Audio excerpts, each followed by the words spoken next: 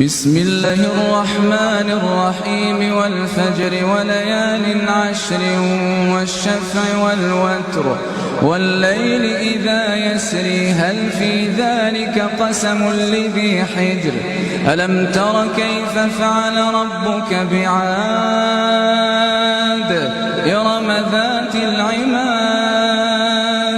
التي لم يخلق مثلها في البلاد وثمود الذين جابوا الصخر بالوادي وفرعون ذي الأوتاد الذين طغوا في البلاد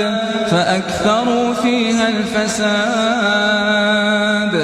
فصب عليهم ربك سوط عذاب إن ربك لبالمرصاد فأما الإنسان إذا ما ابتلاه ربه فأكرمه ونعمه فيقول ربي أكرمن وأما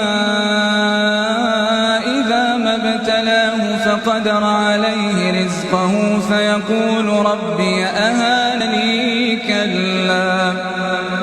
بل لا تكرمون اليتيم ولا تحضون على طعام المسكين وتأكلون التراث أكلا لما وتحبون المال حبا جما كلا إذا دكت الأرض دكا دكا وجاء ربك والملك صفا صفا وجيء يومئذ بجهنم يومئذ يتذكر الإنسان وأنى له الذكرى